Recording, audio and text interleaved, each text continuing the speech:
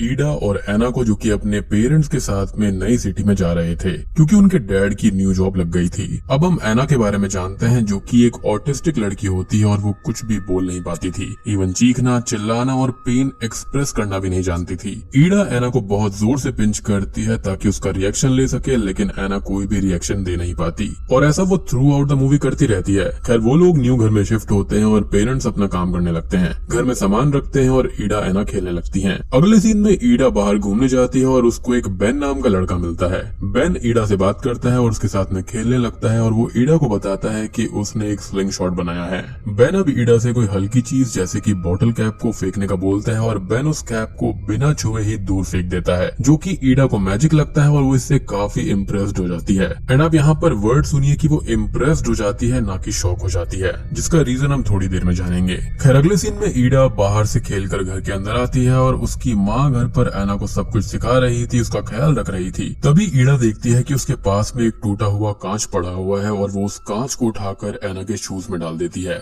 जी हाँ, वो बहुत ही ज्यादा शैतान थी। ये सब चीजें ईडा मोस्टली एना का रिएक्शन देखने के लिए किया करती थी कि एना कैसे रिएक्ट करेगी। और ये सब शरारतें वगैरह जो होती है ना, बच्चे अपने बचपन में करते ही हैं कि अगर हम ऐसा करेंगे तो कैसा होगा। ईडा ना यहाँ पर थोड़ी क्यूरियस काइंड ऑफ बच्ची होती है। खैर, इसका एक दूसरा रीजन भी सामने आता है कि वो एना से थोड़ी चिढ़ती भी है और वो उसको पसंद नहीं करती क्योंकि वो अपनी बहन को बोझ की तरह देखती है। खैर, अगले सीन में एना की माँ वही शूज उसको पहनाकर डॉक्टर के पास में ले जाती है और ग्लास के टुकड़े एना को लग जाते हैं और एना जख्मी हो जाती है, लेकिन वो कुछ भी बोल नहीं पाती। अब हम देखते हैं एक और बच्ची आयशा को, जो कि अपने घर पर खेल रही होती है और वो बाहर जाने लगती है, लेकिन उसको सेम साइड के शू में जहाँ पर एना के शूज में ग्लास के टुकड़े थे, वहाँ पर उसको भी हर्ट होने लगता है और वो शू निकाल कर देखती है तो उसके पैर में उसे ब्लड और घाव दिखता है, जो कि रियल में वहाँ पर नहीं था, बल्कि वो एना का पेन फील कर पा रही थी। अब इधर एना और उसकी माँ घर पर आ जाती है और एना की माँ उसके शू को निकाल कर देखती है तो वहाँ पर काफी घाव हो गया था, तो वो एना की ड्रेसिंग कर देती है। खैर, कुछ ही देर के बाद में हम देखते हैं आयशा को, जो कि किसी और बिल्डिंग में रहा करती थी, और वो एना की बिल्डिंग में आती है और उसके घर तक पहुँच जाती है और हम समझ पाते हैं कि एना और वो एक दूसरे से काइंड ऑफ कनेक्टेड हैं और वो दोनों एक डोर के एक दूसरे अपोजिट में होती हैं और वो डोर को ओपन करने लगती है, लेकिन रुक जाती है और आयशा यहाँ से घर चली जाती है। अब रात में आयशा अपने घर पर बेड पर होती है और हम देखते हैं कि आयशा किसी की बातें सुन पा रही थी और दूसरी ओर हम देखते हैं कि एना भी उन बातों को सुनती है। खैर, अगले दिन एना और ईडा प्लेग्राउंड में होती हैं और उसके पास बेन आता है और ईडा बेन को एना के बारे में बताती है और बेन भी ईडा को हर्ट करता है, लेकिन एना रिएक्ट ही नहीं करती। ईडा और बेन अब खेलने चले जाते हैं और बेन फुटबॉल खेलने लगता है, जहाँ पर एक लड़का बेन को थोड़ा परेशान करके वहाँ से भगा देता है। इधर एना के पास हम देखते हैं कि आयशा आती है और वो एना के साथ में बैठ जाती है और उससे बात करने लगती है। तो अब तक यहाँ पर आप एक चीज तो समझ गए होंगे कि ये बच्चे जो है ना, ये नॉर्मल नहीं है, इनके पास में, सभी के पास में साइकिक पावर्स हैं। खैर, बेन और ईडा वुड्स में खेल रहे होते हैं और बेन को एक कैट मिलती है और वो दोनों उस कैट के साथ थोड़ा खेलते हैं और फिर वो दोनों उस कैट को बिल्डिंग में ले जाते हैं और मस्ती में खेलते हुए उस कैट को बिल्डिंग से बहुत ऊंचाई से नीचे फेंक देते हैं। अब कैट्स की बॉडी थोड़ी फ्लेक्सिबल होती है, इसलिए वो कैट बच तो जाती है, लेकिन उसका पैर टूट जाता है। वो दोनों अब उस कैट को नीचे ढूंढते हैं और वो मिल जाती है, लेकिन बेन उस कैट का सर अपने पैर से कुचल देता है और उसको जान से मार देता है, वो भी सिर्फ अपने मजे के लिए। यानी कि बेन जितना भोला दिखता है वो उतना है नहीं। और कैट की इस तरह की डेथ देखकर ईडा डिस्टर्ब हो जाती है और वहाँ से चली जाती है। ईडा अब एना के पास में आती है और एना आयशा के साथ में खेल रही थी। तभी ईडा और हम ऑडियंस देख पाते हैं कि एना के मन की बातें सुनकर आयशा उससे बात कर रही थी, मीन्स उन दोनों में कम्युनिकेशन हो रहा था, जबकि एना बोल ही नहीं सकती थी। और ईडा भी ये देखकर थोड़ी सी सरप्राइज्ड हो जाती है, मीनिंग की आयशा की यही शक्ति है कि वो लोगों के मन की बातें सुन सकती है और उनसे कम्युनिकेट कर सकती है। खैर, अगले दिन ईडा एना को लेकर फिर से प्लेग्राउंड जाती है और वहाँ पर वो उसको आयशा के पास खेलने के लिए छोड़ देती है, यानी कि वो अपनी खुद की बहन के साथ में खेलना नहीं चाहती थी। अब कुछ ही देर में वहाँ पर बेन आ जाता है और वो लोग सब साथ में खेलने लगते हैं और एना एक डिस्क के साथ में खेल रही थी और उसको फ्लिप कर रही थी। अब वो टॉय रुकने के बाद फिर से फ्लिप होने लगता है और ईडा पूछती है कि ये बेन ने किया है, जिस पर बेन बोलता है कि ये एना ने ही किया है। एना और ईडा अब घर पर होती है, जहाँ पर एना प्लेट से वही फ्लिपिंग करने की कोशिश करती है, लेकिन इस बार वो फ्लिप नहीं होती। और मैंने आपको कहा था कि बेन के बारे में मैं आपको थोड़ी देर में बताऊंगा। तो बेन के पास में भी यहाँ पर साइकिक पावर्स हैं और इसी वजह से उसने उस बॉटल कैप को बिना छुए ही दूर फेंक दिया था। अब अगले दिन सारे बच्चे साथ में थे और आयशा बताती है कि वो एना और बेन के मन की बातें सुन सकती है और एना के साथ वो ज्यादा कनेक्टेड है क्योंकि वो दोनों ही सेम चीज सोचती हैं और फील करती हैं। अब बेन यहाँ पर अपनी वही ट्रिक दिखाता है कि एक चीज को बिना छुए ही फेंकने की, और इस बार वो एक बड़े पत्थर को फेंक देता है। वो सभी लोग अब एक गेम खेलते हैं जहाँ पर उनको एक दूसरे की मन की बातें पढ़नी थी और ईडा को छोड़कर सभी आसानी से गेस कर लेते हैं और बेन एना के मन की बात को नहीं पढ़ पा रहा होता तो वो आयशा के मन की बात को पढ़ता है ताकि वो एना के मन की बात को जान पाए, क्योंकि वो दोनों काइंड ऑफ कनेक्टेड थी। बेसिकली यहाँ पर आयशा एना के लिए एक ट्रांसमीटर और रिसीवर का काम कर रही थी। खैर सभी बच्चे अपने घर पर होते हैं और ईडा खेल खेल में एना को शार्क ड्रॉ करने को बोलती है और एना ऐसा ही करती है, लेकिन तभी बेन और आयशा भी शार्क ड्रॉ करते हैं, जहाँ पर कंफर्म हो जाता है कि वो तीनों बच्चे आपस में टेलीपैथी से कनेक्टेड हैं। रात को बेन सोने की कोशिश करता है लेकिन उसको नींद नहीं आती और वो बैठकर कोई ध्यान करने लगता है और आयशा के घर पर वो बोलती है कि उसको अपने रूम में कोई दिखाई दे रहा है, जो कि कोई और नहीं बल्कि बेन की ही झलक थी। लेकिन उसकी मॉम उसको ड्रीम बताकर उसको सोने के लिए भेज देती है।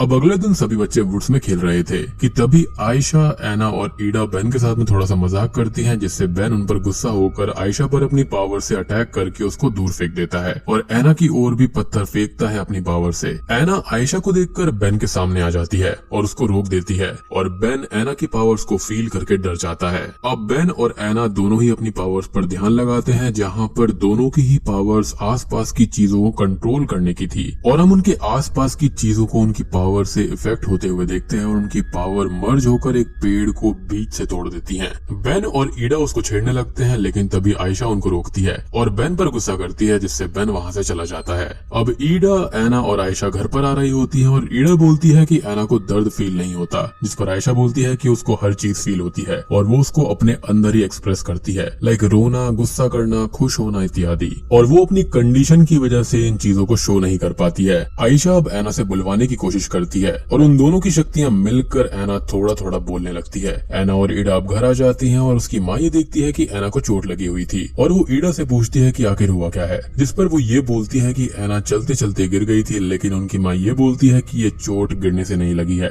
वो अब एना को ड्रेसिंग के लिए ले जाती है और कुछ ही देर के बाद में वो ईडा से पूछती है कि आखिर हुआ क्या था और ईडा बोलती है कि एना ठीक हो रही है और वो बोलने लगी है। ईडा अब एना से ये बोलती है कि वो कुछ बोले, लेकिन वो कुछ भी बोल नहीं पाती क्योंकि आयशा और उसका बॉन्ड अभी इतना ज्यादा स्ट्रॉन्ग नहीं हुआ था, तो एना यहाँ पर कुछ भी बोल नहीं पाती, जिस पर ईडा की माँ उस पर बहुत गुस्सा करती है और वो ये कहती है कि वो हमेशा ही एना को हर्ट करती है और अब वो एना की बेबी सिटिंग नहीं करेगी और वो खुद ही उसको संभाल लेगी। दूसरी ओर बेन अपने घर पर था और वो अपनी पावर्स का यूज करके गैस स्टोव पर रखे हुए पॉट को मूव कर देता है, जिससे उसकी मदर उस पॉट को ठीक करती है, तो गर्म पॉट की वजह से वो हर्ट हो जाती हैं। बेन ये देखकर हंसने लगता है और उसकी मॉम उस पर गुस्सा करती है। तभी बेन अपनी पावर्स का इस्तेमाल करके अपनी माँ के ऊपर ही सामान फेंकने लगता है और इधर आयशा को भी उसकी मॉम ब्लीड करती हुई दिखाई देती है, क्योंकि वो बेन से कनेक्टेड थी। इनफैक्ट वो हर एक बच्चे की, हर एक ह्यूमन के अंदर की आवाज को सुन सकती थी, दर्द महसूस कर सकती थी, और यही रीजन है कि उसने स्टार्टिंग में एना के पैर के पेन को फील कर लिया था। खैर बेन अपनी मदर के पैर पर गर्म पॉट उड़ेल देता है और उसकी मदर के पैर जल जाते हैं और वो बेहोश हो जाती हैं। लेकिन बेन उस पर ध्यान नहीं देता और कुछ ही देर के बाद में उसकी मदर को जब होश आता है तो वो उसको मदद बुलाने के लिए बोलती है, जिसको बेन इग्नोर कर देता है। अब अगले सीन में हम देखते हैं एना को, जो कि घर पर थी और वो अब हल्की हल्की पावर्स यूज करके पानी को कंट्रोल कर रही थी। कुछ ही देर के बाद में एना की मदर उसको लेकर प्लेग्राउंड में जाती है, जहाँ पर आयशा एना के साथ में खेल रही थी और आयशा के साथ में होने पर एना थोड़ा थोड़ा बोलने लगती है, जिसको देखकर उसकी माँ शॉक्ड हो जाती है और इमोशनल भी हो जाती है कि उसकी बेटी ठीक हो रही है, यानी कि ईडा की बात बिल्कुल सच थी, उसको यकीन हो जाता है। अब घर पर उसकी माँ एना से बुलवाने की कोशिश करती है ताकि उसके डैड भी इस चीज को सुन पाए, और अब तक आयशा और एना का बॉन्ड थोड़ा स्ट्रॉन्ग हो गया था, तो एना यहाँ पर थोड़ा बहुत बोलने लगती है और ये देखकर दोनों ही काफी इमोशनल हो जाते हैं। दूसरी ओर हम बेन को देखते हैं, जो कि कहीं पर जा रहा था, लेकिन रास्ते में वो उस बुली लड़के को देखकर डर जाता है। मतलब उसके पास साइकिक पावर्स तो थी, लेकिन वो था तो अभी बच्चा ही। खैर बेन उस लड़के का पीछा करता है और रात को हम देखते हैं कि बेन अपने रूम में होता है और ध्यान लगाने लगता है, और कहीं दूर कोई आदमी सडनली अपना माइंड लूज करके बेन के कंट्रोल में आ जाता है और वो उस बुली लड़की के पास में जाता है और उसको जान से मार देता है। खैर अगले दिन बेन ईडा से मिलता है और उसको बताता है कि वो लोगों के माइंड को कंट्रोल कर सकता है और उनसे कुछ भी करा सकता है जो वो चाहता है, और ईडा को उस पर यकीन नहीं होता और बेन ईडा को कंट्रोल करके दिखाता है और अपनी थोड़ी बहुत पावर शो करता है। अब ईडा और बेन प्लेग्राउंड में थे और बेन कुछ बच्चों को खेलते हुए देखता है और एक बच्चे का पैर अपनी पावर से तोड़ देता है, जिसको एना और आयशा भी सेंस कर लेती है और आयशा बेन के पास में आती है गुस्सा करते हुए कि वो करना क्या चाहता है, और बेन तभी आयशा पर अटैक कर देता है और उसको चोक करके मारने लगता है अपनी शक्तियों से, लेकिन ईडा उसको रोक देती है और बेन अब आगे कुछ कर पाता उससे पहले ही गुस्से में वहाँ एना आ जाती है और एना के रेज को सेंस करके बेन वहाँ से भाग जाता है और अपने घर पर जाकर रोने लगता है। शाम को एना और ईडा घर पर होती है और आयशा एना को बुलाती है कि उनको बेन को रोकना होगा, क्योंकि उसने ऐसा फील किया है कि वो उन दोनों को हर्ट करने वाला है और उसने पहले ही बहुत लोगों को हर्ट कर दिया है। ईडा को एना ये बातें बताती है और वो लोग बाहर जाने लगती हैं, लेकिन उनकी माँ उनको जाने नहीं देती। आयशा अब घर आ जाती है और रात में वो अपनी मॉम के रूम में सोने चली जाती है और अब उसकी मॉम को ही बेन कंट्रोल करता है, जहाँ पर हम बेन के माइंड कंट्रोल का एक पैटर्न देख पाते हैं कि वो किस तरह से काम करता है। तो वो टारगेटेड पर्सन को उनके फियर को दिखाता है और एक फेक सिनेरियो बनाता है, जिसके अंदर वो लोग अपने सामने वो चीजें देखने लगते हैं जो कि वहाँ पर होती ही नहीं है। और यहाँ पर भी यही हो रहा था। आयशा की मदर घर में गोस्ट इमेजिन कर रही थी, लेकिन असल में वो आयशा थी और वो आयशा को ही स्टैब कर देती है भूत समझकर, और इससे बेचारी की वहीं डेथ हो जाती है। अब अगले सीन में एना और ईडा आयशा के मेमोरियल से लौटकर घर आ रही होती है और तभी हम देखते हैं कि एना को मारने बेन किसी आदमी को कंट्रोल करके वहाँ भेजता है। आयशा के मरने के बाद में अब एना का जो टेलीपैथी लिंक होता है वो मिट जाता है और अब उसके पास कोई भी नहीं था उसके माइंड को चैनल करने के लिए, तो वो वापस पहले जैसी हो जाती है, जिसको ईडा ठीक करने की कोशिश करती है और बोलती है कि उनको कुछ तो करना होगा। लेकिन अब एना अपनी पावर्स को यूज नहीं कर पा रही थी। अब ईडा घर से कुछ पैसे लेकर जाती है और एक टॉय प्लेन खरीद लेती है। ईडा बेन के पास में जाती है और उसे खेलने के लिए ब्रिज पर ले जाती है और मौका पाकर वो उसको ब्रिज से नीचे धक्का दे देती है, लेकिन बेन नीचे गिरता तो है लेकिन उसको कुछ भी नहीं होता और ईडा वहाँ से भागकर वुड्स में छुप जाती है। ईडा को अब बेन कंट्रोल करने लगता है और उसको हर्ट करते हुए रोड के बीच में ले आता है, लेकिन ईडा तभी होश में आ जाती है और कार से वो बच जाती है। लेकिन इसी बीच में उसका पैर जो होता है ना वो टूट जाता है, क्योंकि कार उसके पैर से लास्ट मोमेंट पर हिट हो गई थी। कुछ ही दिन के बाद में ईडा हॉस्पिटल से घर आती है और वो एना के साथ में होती है कि तभी घर के बाहर वो बेन को देखती है और वो अपनी मॉम से डरने लगती है कि कहीं बेन उनका इस्तेमाल करके उनको मार ना दे, और वो वहीं पर छुप जाती है। अब उनकी माँ कुछ सामान लेने के लिए मार्केट जाती है और ईडा बाहर आती है तो उसको एना कहीं पर भी नहीं मिलती। एना अब नीचे प्लेग्राउंड के पास में थी और वो बेन को ही देख रही थी और यहाँ पर एना अपनी पावर्स को चैनल कर पा रही थी, क्योंकि आसपास उनके अलावा और भी ढेर सारे सुपर पावर्ड बच्चे थे जो कि एना से कनेक्ट हो जाते हैं टेलीपैथिकली। यानी कि एना की सबसे बड़ी शक्ति यही है। एना बेन पर अपनी पावर्स यूज करने लगती है और तब तक ईडा भी एना के पास में आ जाती है और एना का हाथ पकड़कर उसको हिम्मत देती है। बेन एना को जानता था कि एना सबसे ज्यादा पावरफुल बच्ची है और सिर्फ उसकी डिसेबिलिटी ने उसको रोक रखा है, और वो उससे दूर जाने लगता है और डरने लगता है। डरने के बाद में वो एक स्विंग पर बैठ जाता है और तभी एना एक बहुत जोर की फोर्स से बेन पर हमला करती है और बेन की वहीं ऑन द स्पॉट डेथ हो जाती है। अब उनकी माँ उन दोनों को ही घर पर ले आती है और सब ठीक हो जाता है। एना फिर से पहली जैसी हो जाती है, यानी कि अब वो बोल नहीं पाती, लेकिन इस बार ये टेम्पररी चीज होती है क्योंकि एना अब अपनी पावर्स को दूसरों के जरिए चैनल कर सकती है और